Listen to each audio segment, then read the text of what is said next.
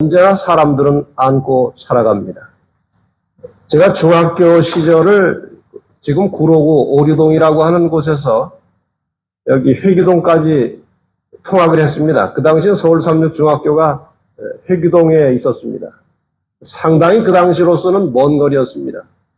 근데 저희 집에서 오류동역까지 일단 걸어 나옵니다. 걸어 나와서 이제 오류동역에서 서울역까지 기차를 타고 와서 서울역에서 23번 버스를 타면 이쪽 이문동 가까이 지금 회기역 근처에 버스가 서면 거기 내려서 이제 학교까지 또 한 15분 정도 걸어갑니다.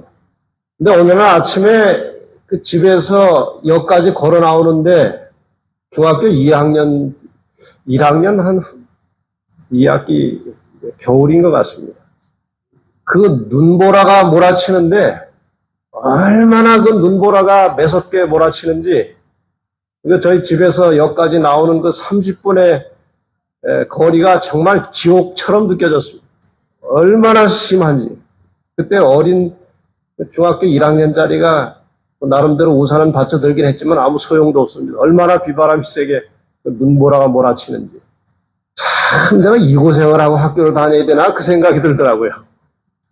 그 당시 그 순간은 정말 아주 고난의 시간이었습니다. 중학교 3학년 졸업할 때가 되었습니다. 내게 이제 금요일 저녁에 헌신 예배를 드리고 안식일에 졸업 예배를 드립니다. 금요일 저녁 헌신 예배를 마치고 지금 삼육대학 후문에서 자취하고 있던 한 친구 집에서 한 대여섯 명이 그냥 자게 되었습니다. 여러 날 동안 안 쓰던 집에 이제 연탄불을 피우고 몇 친구들이 모여 앉아서 이런저런 얘기를 하다가 잠이 들었습니다. 근데 부엌에 제일 가까운 문 쪽에 제가 누웠고 그 다음에 이렇게 차례차례 한 대여섯 명이 이렇게 일렬로 누워서 자고 있었습니다. 어느 한 친구가 새벽 한 4시 반경에 어떻게 눈을 떴습니다. 그리고 그 부엌 문 쪽에서 멀리 자던 친구가 눈을 떴습니다. 분명히 그것은 천사가 깨운 것이지 아마 저절로 일어난 것은 아니라고 생각합니다. 눈을 떴는데 제 사지가 틀리고 있더래요. 막 손이 틀어지고 뭐 아주 심상치 않더라는 겁니다. 그래서 보니까 연탄가스를 먹은 거예요.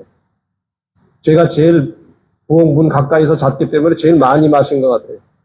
그래서 이 친구가 나와서 그 옆에 한 집에 대문을 두들기고 그냥 연탄가스라는 소리만 한번 지르고 자기도 쓰러졌습니다. 그래서 주변에 한두 집이 막 다 일어나가지고 저희들을 깨우다가 김치국물을 마시고 해가지고 그때 그 친구가 그 시간에 안 일어났으면 죽은 것입니다. 이 자리에 설 수도 물론 없었겠죠. 참 고난의 시간이었습니다. 제가 군대를 어떻게 하사관 학교로 이제 착출이 돼가지고 6달 훈련을 받게 되었는데 저하고는 정말 너무나도 체질에 맞지 않는 환경이었습니다.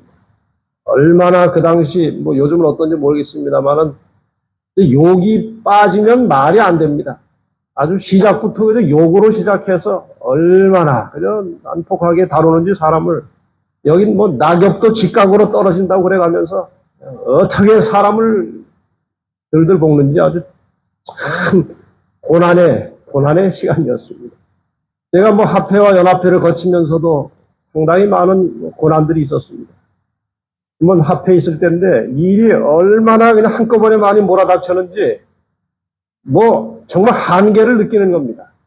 갑자기 그럴 때가 있습니다. 몇 가지 행사 같이 막 이렇게 몰아닥치면서 예기치 않은 일들이 발생하고 하면 이제 한계가 온 것 같아요. 그래가지고 스트레스가 얼마나 심하게 왔는지 맥박이 뛰다가 멎어요. 한참 있다가 뜁니다. 그 다음에 떨리기도 하고 이렇게 맥박이. 전혀 그런 경험을 해본 적이 없었기 때문에 이제 겁이 나가지고 병원에 가봤더니 스트레스가 과다해서 부정맥이 왔다는 겁니다. 연합회 있을 때에도 마찬가지입니다. 역시 고난은 고난입니다. 참 사람들이 이상합니다. 무엇을 원칙대로 바르게 하는 것을 좋아하는 사람이 있고 그런 건 별로 안 좋아하고 그냥 융통성 있게 좋은 게 좋은 거라 그런 식으로 사는 사람들이 있어요. 그 연합회라고 하는 것이 이제 교회 전체를 향해서 제가 맡은 부서에 있어서 어떤 원칙을 만들기도 하고 뭐 이렇게 적용하고 이렇게 실행을 하는데 그 좀 원칙대로 하면은 그 좋은 게 좋은 거다 하는 식으로 사는 사람들이 뭘 그렇게 그냥 원칙대로 따지고 하느냐고 뭐라 그러고 또 좀 이렇게 좀 느슨하게 하려고 하면 원칙대로 해야지 또 왜 그러냐고 하고 늘 인간 주변에 우리 삶의 주변에 고난이 있습니다. 목회하는 동안에는 또 고난이 없겠습니까? 여기도 역시 고난이 있습니다. 직접 제가 당하지 않는 일에도 고난을 받는 것입니다. 교우들 간에 서로 약간 불화가 생기면 그것이 저에게 고난으로 오는 것입니다. 그러지 말았으면 좋겠는데 화목하게 지냈으면 좋겠는데 교회 자리가 비어도 고난이 오는 것입니다. 왜 안 오셨을까? 그분은 오셔야 될 분인데 오늘 왜 안 오셨을까? 심지어는 설교 시간에도 꼭 와서 함께 예배를 드리기로 한 분인데 안 보이면 설교 도중에도 머리에 약간 혼란이 옵니다. 말은 하면서도 그분이 왜 안 오셨을까? 그런 생각이 또 이렇게 들어올 때가 자주 있습니다. 인간의 삶은 어떤 면에서 고난의 연속입니다. 여러분 어떻습니까? 육체적 고난을 받든지 정신적으로 고통을 받든지 우리 모두는 크고 작은 고난을 헤치면서 살아가고 있습니다. 어느 날 갑자기 사고를 만나서 몸이 상할 수도 있습니다. 결혼을 해서 한 아이를 정말 아주 고통 속에 아이를 하나 낳았는데 성장하면서 보니까 사지가 틀리고 몸이 자유롭지 않은 아이로 자라나는 것입니다. 지체 부자유로 자라나는 것입니다. 그러면 본인과 함께 가족들의 고난이 시작됩니다. 결혼해서 시부모를 모시고 사는데 시아버지가 중풍으로 쓰러졌습니다. 몸이 거동을 못합니다. 수발을 해야 되는 것입니다. 역시 고통입니다. 어머니가 치매에 심하게 걸렸습니다. 그런데 돌아가시진 않고 10년, 20년을 그렇게 사십니다. 고난입니다. 고난이 시작된 것입니다. 운영하던 회사가 갑자기 부도가 났습니다. 남부럽지 않게 살다가 하루아침에 거지 신세가 되었습니다. 정말 고난이 또다시 찾아오는 것입니다. 때로는 남편이 죽기도 하고 아내가 죽기도 하고 불행한 일이지만 자식이 먼저 죽을 때도 있습니다. 어느 날 갑자기 질병이 찾아왔습니다. 진단해 보니까 암입니다. 고통과 고난이 시작됩니다. 나는 아무 잘못도 없는데 누가 어떻게 일을 만들어서 고소를 합니다. 아무 잘못도 없는데 고소를 당한 것입니다. 수험생, 입시생들의 고난이 심합니다. 정말 제대로 한번 마음 놓고 자기 하고 싶은 일도 못한 채 고등학교 3학년까지 입시를 위해서 죽을 고생을 합니다. 고난을 당합니다. 어떤 사람이 나하고 비슷한 또래인데 나보다 더 유능하고 나보다 더 잘나 보이면 괜히 시기심이 생기고 질투가 납니다. 안 그러고 싶은데 이상하게 자꾸 마음이 그렇게 됩니다. 고난입니다. 고통입니다. 왜 그런지 모르겠습니다.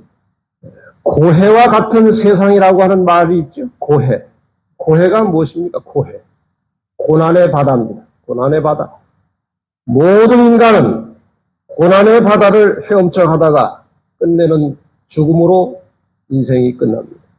이 고난의 바다를 헤엄쳐 가다가 풍랑을 만나서 예기치 못한 죽음을 맞이할 수도 있고 때로는 사나운 고기에 물려서 상처를 입거나 치명상을 입고 쓰러질 때가 있습니다. 그런 것은 만나지 않았지만 기력이 다 해서 탈진이 돼서 생이 끝날 때도 있습니다. 인간은 어떻게 해서라도 이 고난과 고통을 피하려고 하지만 이상스럽게도 고난과 고통을 끊임없이 우리를 찾아옵니다. 우리는 피하고 싶지만 찾아오는 것입니다. 그런데 그렇게 끊임없이 고난과 고통이 닥쳐오지만 어떻게 해서라도 살려고 합니다. 참 신비한 일입니다. 그렇게 고통스럽고 고난이 연속되는 인생이지만 살고 싶어 한다는 것이 참 신비스러운 일입니다. 고난은 왜 오는 것인가? 고난이 왜 오는가? 전도서 1장 13절에 보면 지혜자 솔로몬이 이렇게 말했습니다. 마음을 다하며 지혜를 써서 하늘 아래서 행하는 모든 일을 공고하며 살핀즉 이는 괴로운 것이니 하나님이 인생들에게 주사 수고하게 하신 것이라. 이 온갖 세상의 부귀영화를 누리며 살았던 솔로몬도 하늘 아래서 인간이 행하는 모든 일을 궁고하여 살펴본즉 괴로운 것이라고 결론을 내렸습니다.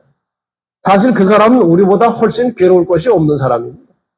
하고 싶은 것 마음대로 할 수 있는 사람이었습니다. 그러나 괴로웠다는 것입니다.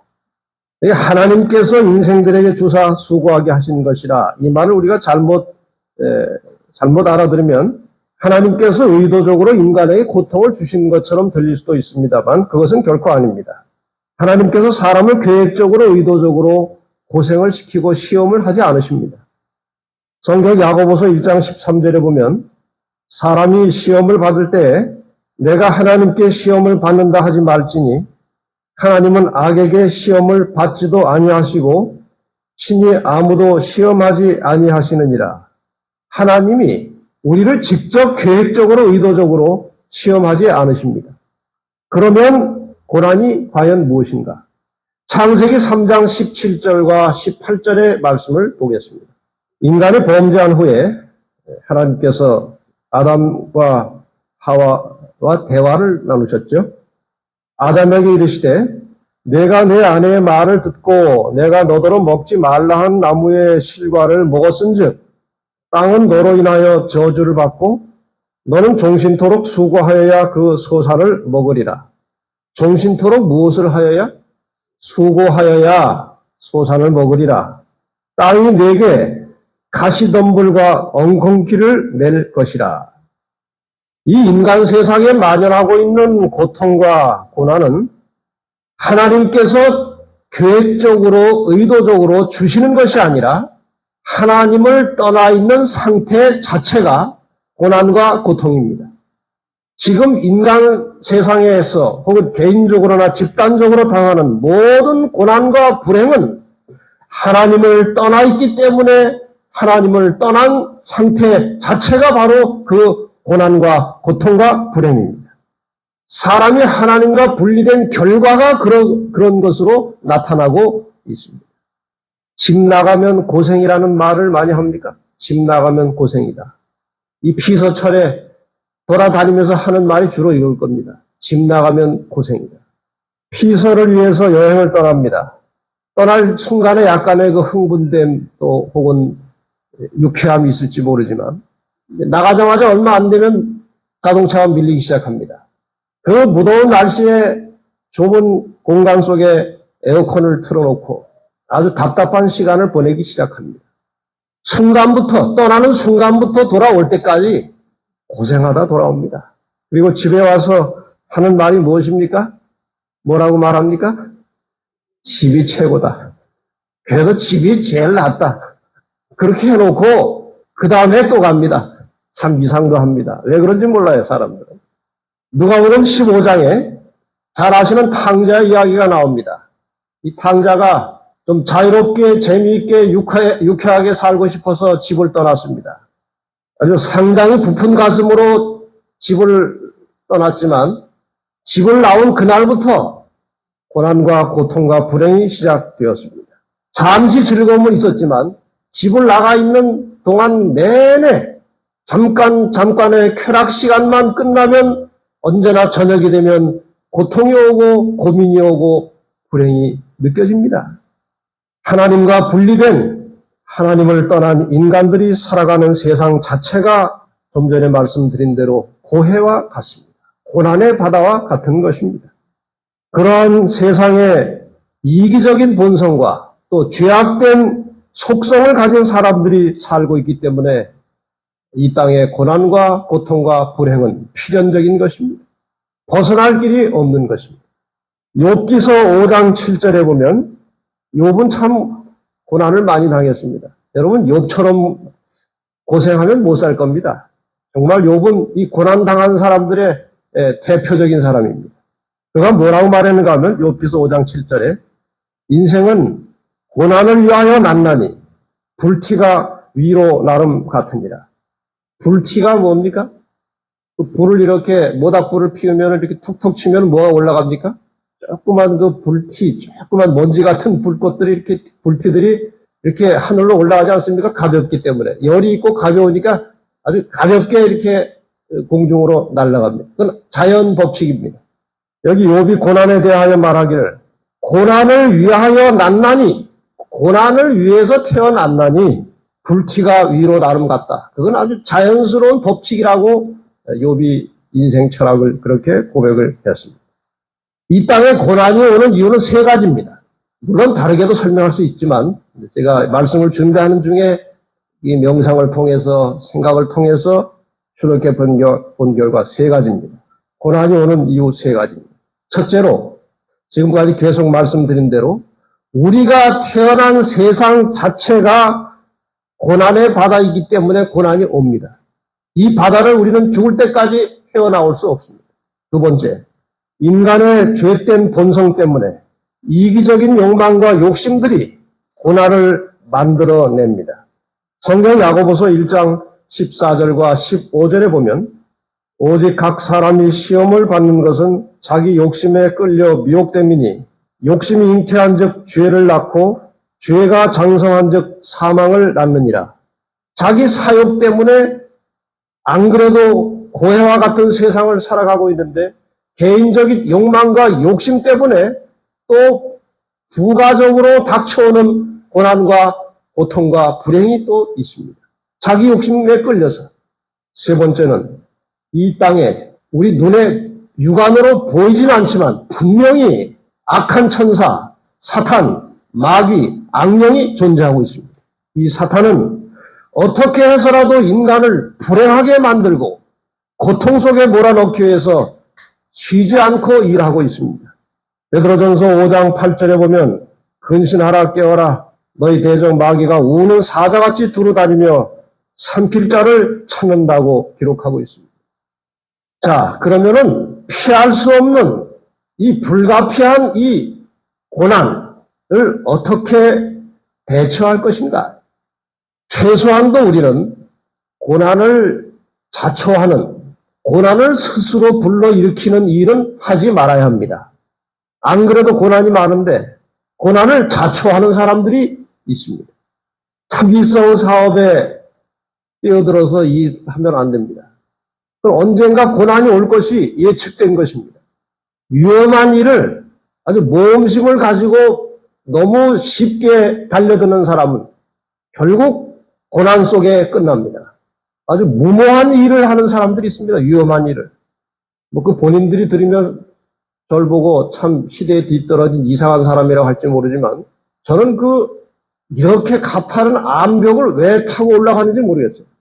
정말 보는 사람도 아주 아찔한 그 일을 뭐 성취감을 얻으려고 하는지 뭐 이렇게 지는 힘을 넣으려고 하는지 모르겠습니다. 거기를 왜 올라가는지 잘 이해가 안 갑니다, 저는. 그렇게 해서 그런 일 하다가 떨어져 죽은 사람들이 얼마나 많습니까? 그런 일을 즐겨 하는 분들에게 참 죄송합니다만 제 머리를 이해가 안 가서 좀 그런 말씀을 드렸습니다. 그런 일들이 많습니다. 자동차를 왜 그렇게 빨리 봅니까? 죽으려고 그러는 거 아닙니까? 죽으려고. 왜 그렇게 고난을 자초하는지 모릅니다. 고난을 대처하는 지혜는 그렇게 스스로 뛰어들지 말아야 한다는 것입니다.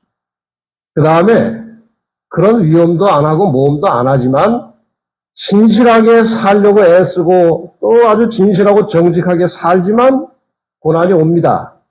그런 고난에 대해서 우리는 불평하지 말고 아주 수용적으로 긍정적으로 그런 고난을 받아들이는 지혜가 필요합니다. 거부할수록 더 힘들어집니다. 제가 군대 가서 뭐 일기는 아니고 무슨 뭐 수필도 아니고 일기와 수필 비슷하게 적어놓은 글귀가 생각이 하나 나는 것이 있습니다. 이런 내용입니다. 그때 쓴 내용을 글자도 안 틀리고 옮길 수는 없습니다만 내용이 이런 겁니다. 인간의 환경에는 필연적인 환경과 선택적인 환경이 있다. 선택적인 환경은 자기가 옮겨갈 수도 있고 바꿀 수도 있는 환경을 말한다. 필연적인 환경은 스스로 고칠 수도 없고 피할 수도 없는 환경을 말한다. 군대 생활은 필연적인 환경이다. 그러면 필연적인 환경에서는 어떻게 살아야 되느냐? 일단 이 필연적인 환경을 긍정적으로 받아들여야 된다. 그리고 보니까 훈련 받다가 생명을 잃는 경우들이 종종 보이는데 어쩌면 나는 군대 생활 도중에 목숨이 다할지도 모른다. 그러므로 군대 생활을 부실하게 할 경우에 나중에 엄청난 후회가 올지도 모르니 군대 생활 하루하루를 마지막 날처럼 성실하게 살아보자. 그리고 제가 실제로 군대 생활을 아주 열심히 했습니다. 아주 내일처럼 했습니다. 옆에서 장교들이나 주변 사람들이 보고 저를 보고 정신이 조금 이상한 사람이라고 그래요. 뭘 그렇게 사냐고. 그러나 저는 이 필연적인 환경, 벗어날 수 없는 환경을 즐기고 재밌게 살려면 열심히 성실하게 사는 것입니다. 그래서 그 3년에 가까운 군 생활이 얼마나 빨리 지나가 버렸는지 모릅니다. 우리가 피할 수 없는 환경을 만나면 아주 긍정적으로 수용하는 마음 자세가 있어야 편안해집니다. 그래서 우리가 이 땅에서 어떤 고난이 올 때 불평하지 말고 이것을 통해서 무엇이 나에게 주어질 것인지 아주 긍정적인 마음으로 그 고난과 고통을 대처하는 지혜가 필요한데 욥이 이런 말을 했습니다. 욥기 1장 22절입니다. 욥이 그렇게 많은 고통과 고난을 받으면서도 욥기 1장 22절에 보면 이 모든 일에 욥이 범죄하지 아니하고 하나님을 향하여 어리석게 원망하지 아니하니라. 욥이 그렇게 무고한 고통과 시험을 만났지만 욥은 하나님을 원망하지 않았습니다. 욥기 23장 10절에 보면 나의 가는 길을 오직 그가 아시나니 그가 나를 단련하신 후에는 내가 정금같이 나오리라.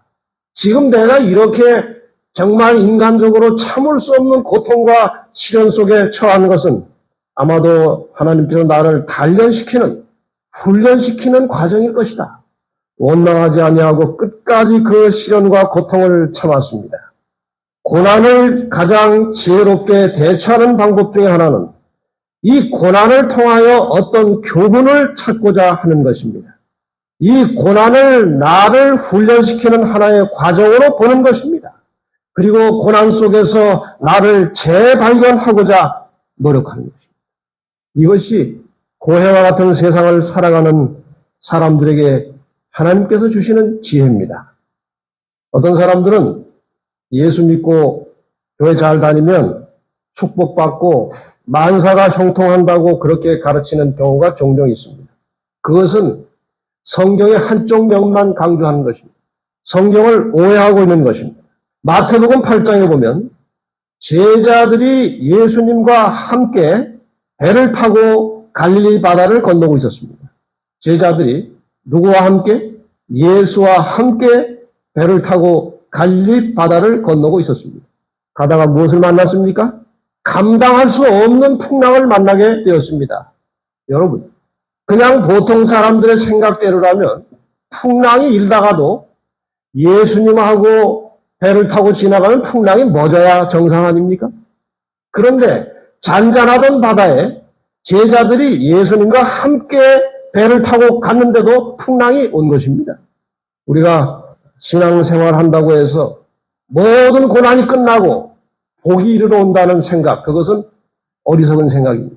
신앙생활을 해도 고난과 고통은 얼마든지 있을 수 있고 어쩌면 더 있을 수도 있습니다.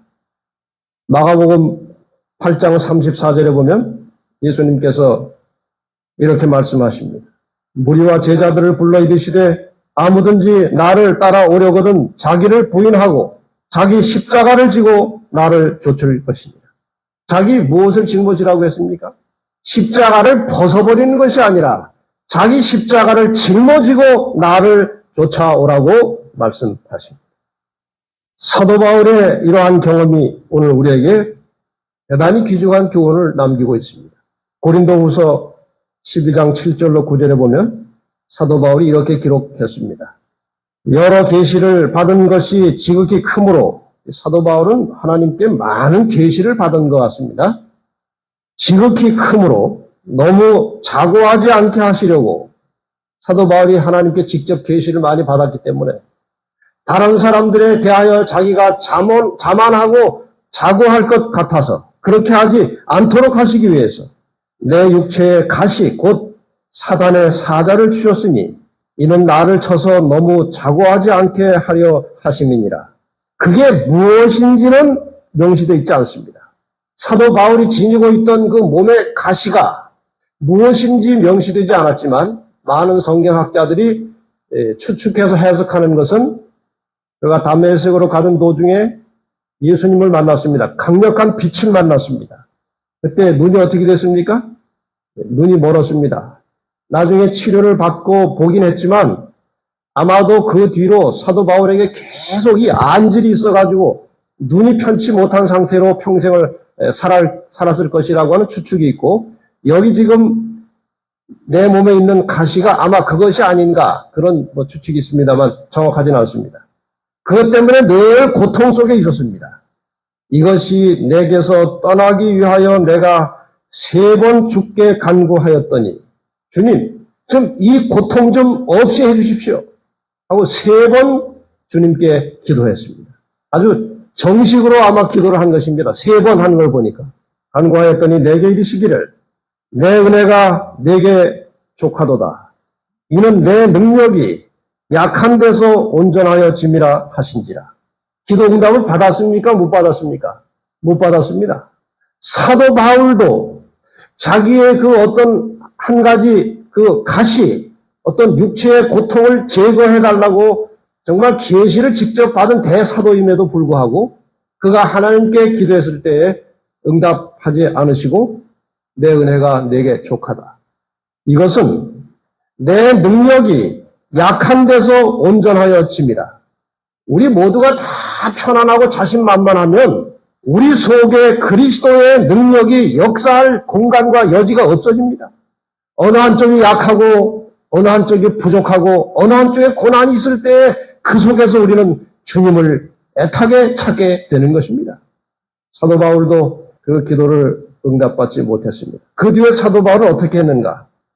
이러므로 도리어 크게 기뻐함으로 나의 여러 약한 것들에 대하여 자랑하리니 이는 그리스도의 능력으로 내게 머물게 하려 함이라. 내가 너무 온전하고 아무런 장애가 없고 모든 것이 다 만족스러우면 그리스도의 능력이 내게 머물 겨를이 없다는 것입니다. 머물 수가 없기 때문에 나의 이러한 약함, 나의 고난, 나의 고통과 불행을 통해서 언제나 주님이 내 속에 머물러 계시고 주님의 능력이 나를 통해서 나타나기 때문에 나는 내 연약함 때문에 도리어 크게 기뻐한다고 신앙을 고백하였습니다.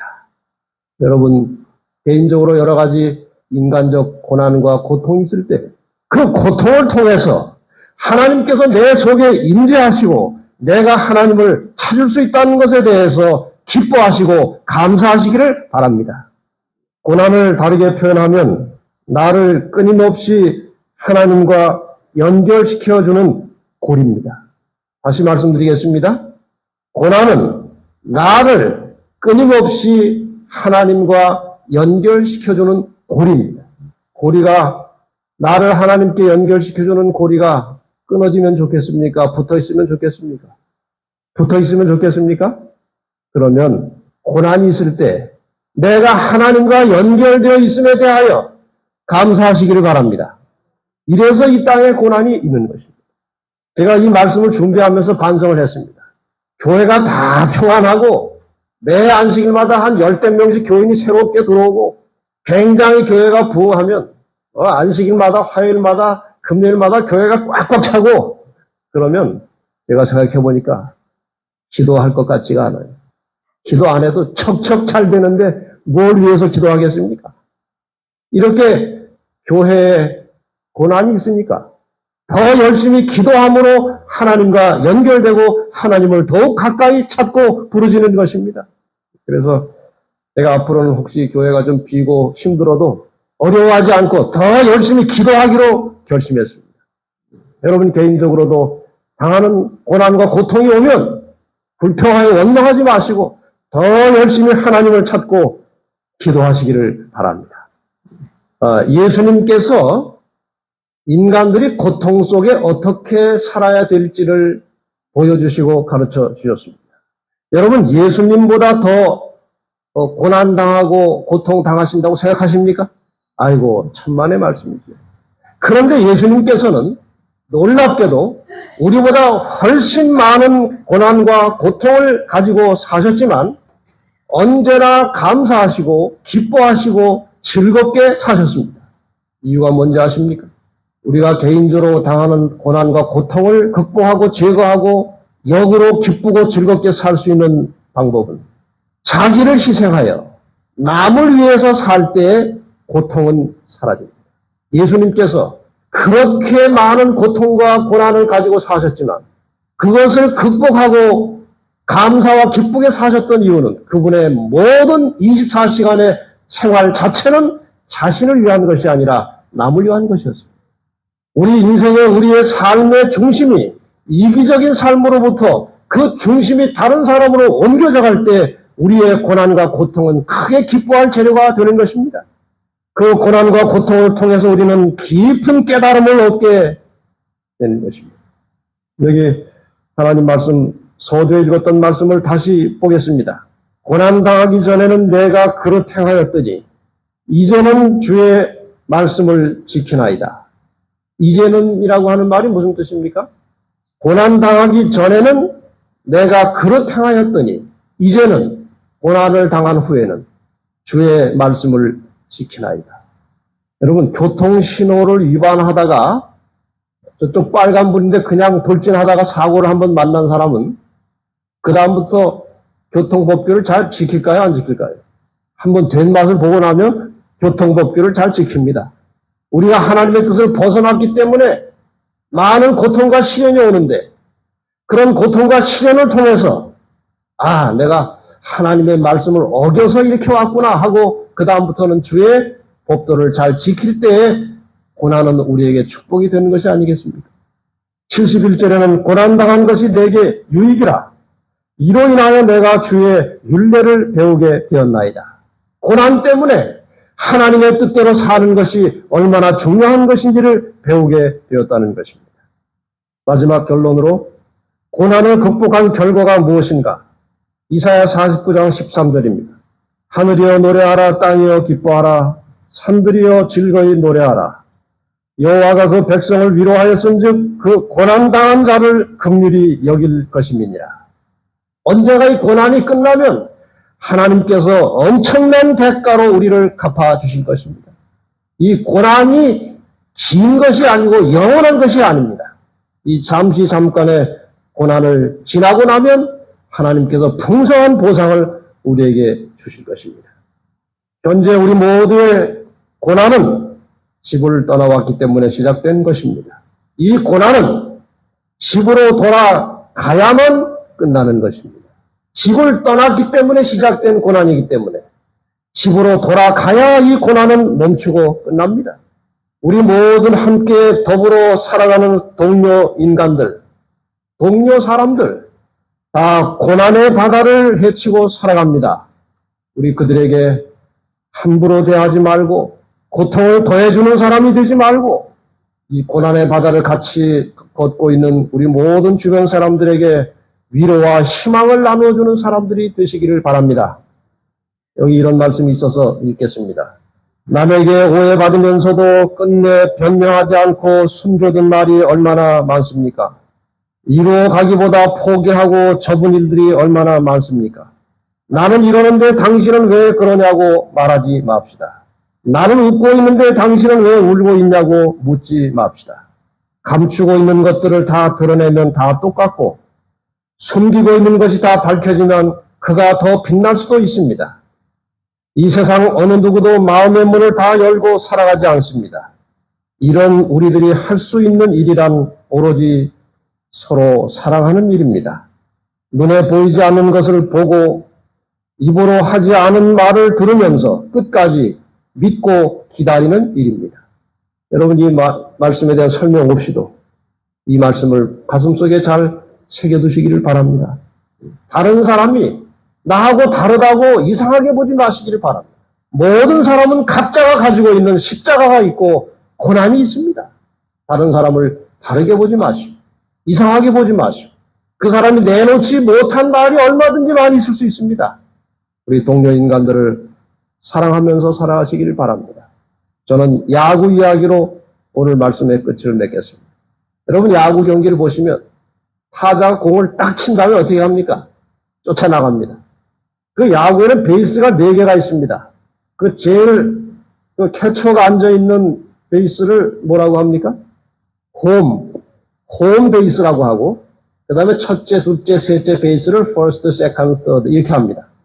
타자가 공을 친 다음에 어디를 떠납니까? 홈을 떠납니다. 못하기 위해서 떠납니까? 다시 돌아서 홈인 하려고 떠납니다. 근데 홈인 할 때까지 편안합니까? 고통스럽습니까? 그 9명의 수비수들이 홈으로 들어가지 못하게 끊임없이 경계하고 죽이려고 합니다. 그런 속에 이 집을 떠난 타자는 이리 피하고 저리 피하고 뒹굴기도 하고 다이빙을 하기도 하고 정말 그 9명의 자기를 죽이려고 하는 9명의 수비수들을 이리 피하고 저리 피해가지고 마침내 홈인합니다. 모든 고난은 타자의 고난은 홈인할 때 끝나는 것입니다. 우리 인생의 고난은 우리 아버지의 나라로 홈인할 때 끝나는 것입니다. 이 땅에서는 절대로 고난이 멈추지 않습니다. 놀라운 사실은 타자가 그 베이스 3개를 밟고 홈인할 때까지 자기 마음대로 움직이지 않는다는 것입니다. 누구의 지시를 받습니까? 벤치에 앉아있는 감독의 사인과 지시를 받고 움직여갑니다. 자기 마음대로 하면은 아웃이 잘 됩니다. 그런데 노련한 감독의 말을 듣고 그 사인을 보고 움직여가면 좀처럼 죽지 않고 가까스로 홈까지 들어오고 성공을 하는 것입니다. 여러분이 집을 떠난 이후에 당하는 모든 고통의 길을 살아가실 때 우리의 감독 되시는 예수 그리스도의 코치를 절대적으로 따르시길 바랍니다. 마침내 우리는 안전한 홈에 들어가게 될 것입니다. 계시록 21장 3절 4절에 그 약속이 되어 있습니다. 내가 들으니 보좌에서 큰 음성이 나서 가로되 보라 하나님의 장막이 사람들과 함께 있음에 하나님이 저희와 함께 거하시리니 저희는 하나님의 백성이 되고 하나님은 친히 저희와 함께 계셔서 모든 눈물을 그 눈에서 씻기심에 다시 사망이 없고 애통하는 것이나 곡하는 것이나 아픈 것이 다시 있지 아니하리니 처음 것들이 다 지나갔습니다. 우리가 호민하면 이러한 상태가 올 것입니다. 이 고해와 같은 세상을 살아가는 동안에 절대로 실망하거나 낙담하지 마시고 우리의 감독자 되시는 예수 그리스도의 지도를 받으시면서 마지막 호민할 때까지 안전하게 지내시다가 마침내 하늘에 이르게 되시기를 간절히 바라면서 말씀을 마치겠습니다.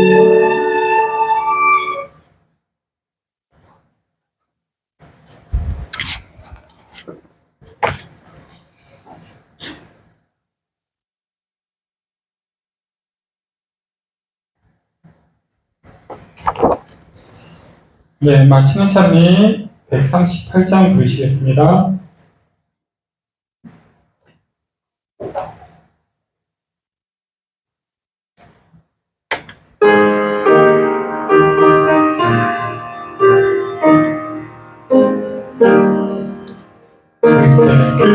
그물이 예수님 못 박았네 목숨 세계의 그곳으로 마치 소리가 나는 울리면서 들렸네 그 비로의 죄 씻었네 주여 저들의 죄를 용서하여 주소서 주의 눈물로 기도했네 정결한 그 눈빛 나를 위해 흘렀네 그 피로 내 죄 씻었네 비 없는 그 우리들 주의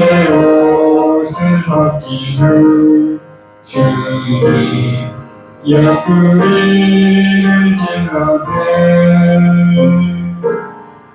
귀중한 그 모델이 나를 위해 흘렀네 그 피로 내 죄 씻었네 아버지여 내 영혼 받아주시옵소서 그후 주님은 죽으셨네 마지막 피난감은 나를 위해 흘렸네 그 피로 내 죄 씻었네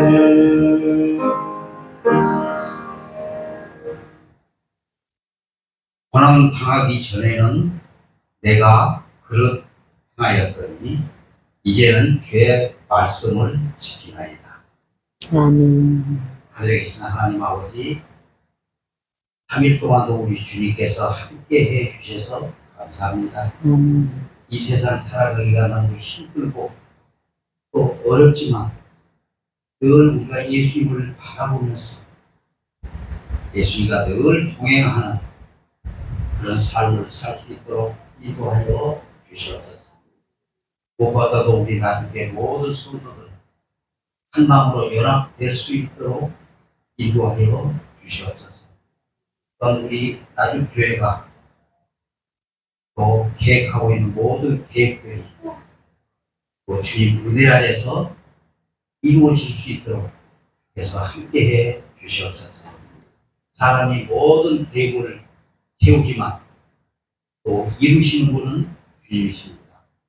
우리가 항상 서로 사랑하는 마음으로 이 모든 일을 잘 풀어 나갈 수 있도록 인도하여 주시옵소서. 우리 목사님 4분 재림 연수원에 가셨습니다. 그곳에서 저희가 늘 함께하는 시간 갖고 또 건강한 몸으로 여기서 오실 수 있도록 해서 함께해 주시옵소서. 오늘 많은 분들이 또 왜 참석지 못했지만 항상 있는 곳에서 늘 주님과 동행하는 그런 나도 왜 모든 성도들이 될 수 있도록 인도하여 주시옵소서.